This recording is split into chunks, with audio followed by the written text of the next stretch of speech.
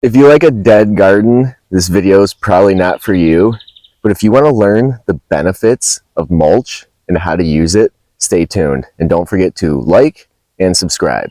You walk out to your garden and you can see any bare dirt, you're flirting with disaster. There are no natural circumstances in nature where you're going to find bare dirt. And there's a reason for that. As human beings, we become so naive with our cultivation process, thinking we can grow plants better than nature can. We like to come in and amend the soil by tilling it up. We have these plots where it's just bare dirt. And you get a situation like we're going through now in Michigan, where we haven't had rain for 3 weeks. And I saw some stuff online. Some people have total losses in their garden. Their whole garden is gone. When I look at these pictures, I see bare dirt and plants baking in 90-degree early June weather. Cooked plants, cooked roots, disaster. So let's jump in and talk about some mulch. Mulch number 1, wood chips. They're great for pathways, but there's a lot more to wood chips than just using them as pathways. If you're going to use wood chips, you're going to want arborist wood chips. You can contact some of your local tree cutting companies. I use Chip Drop here in Michigan. If you use wood chips, you do not have to water. These are freshly planted fruit trees from the spring, and supposedly when you plant these things, you're supposed to give them a ton of water. I don't need to water these. It has not rained in 3 weeks, but if I expose the soil here, it is super saturated. You'd have no idea by looking at this soil that it has not rained for weeks. Now, wood chips are going to be best suited for perennial planting, like your fruit trees, fruit bushes. They're going to give you a mostly fungally dominated soil. But wood chips are good for pretty much anything. We got some ground cherry thriving right here. Got some broccoli in the sunniest part of my garden. They should be completely wiped out and cooked right now, but they are thriving in the wood chips because it keeps the soil cool. And it retains that moisture that the broccoli needs. I just exposed a hole here. I'm going to plant my last apple tree from seed in here. But I want to show you what the soil looks like under these wood chips after about 8 months. My mulch in this area was about 10 inches of hay, then cardboard, more hay on top, and then about 6 inches of wood chips. Cardboard still intact. Worms are really enjoying it. The hay is pretty much gone. This was compacted clay and sand about 8 months ago. And now, as far as I can reach in here, this is just beautiful soil. Wood chips are going to help your soil retain moisture. It's going to keep the roots of your plants cool in the hot summer. And it's going to break down and build you some awesome dirt. Moving on, another free mulch you can use. Real simple one. Got some bare root currants started here. There's wood chips here. Just leaves, not even shredded. This is right where the wind blew them down. Just sitting here. I pulled the leaves to the side, planted, put them back. Baking in the sun. Dirt is nice and moist. People get worried about a nitrogen deficiency when using wood chips or leaves. The key is you don't till it. You put it on top of the dirt. The worms work it into the soil. If you do it with a tiller, your soil is going to be using nitrogen to break that down because the worms can't break it down quick enough. You got to let the worms work at their own pace. And why spend all that time and money when the worms will do it for free? Here I have some shredded leaves. Good thing to do in the fall when you get all those leaves, put them in some kind of container, take a weed whacker, shred them up, and then keep them somewhere dry, and you'll have shredded leaves whenever you need them. I like these shredded leaves in a situation like this, where I put some dirt, some compost in here, and direct sowed some seeds. I covered a lot of this with the shredded leaves, helps retain the moisture, so we can get decent germination, and the plants will pop up right through it.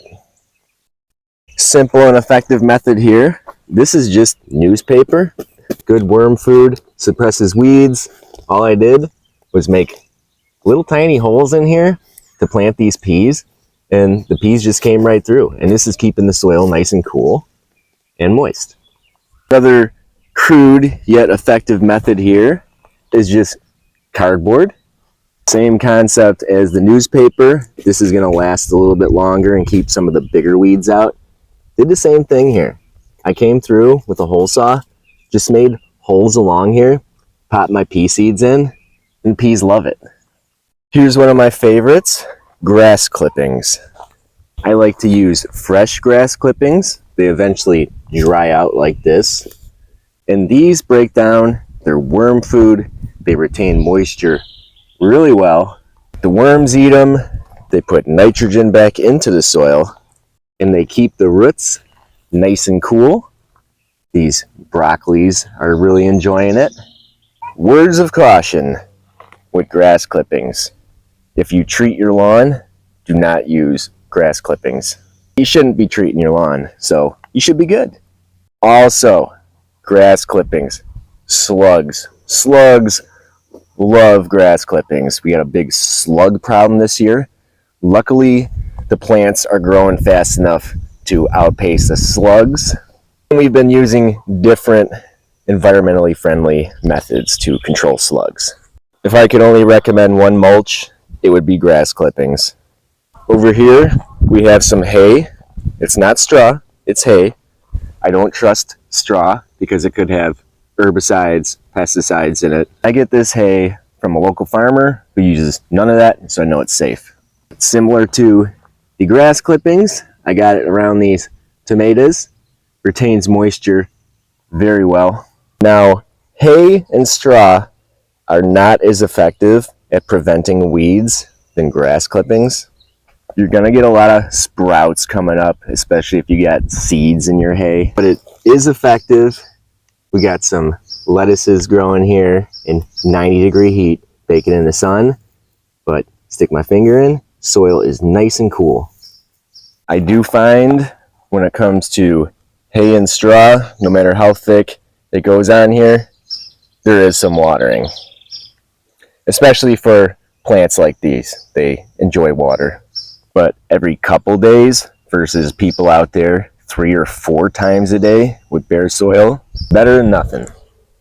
Something as simple as just timber. Use smaller logs. I got some larger logs around here.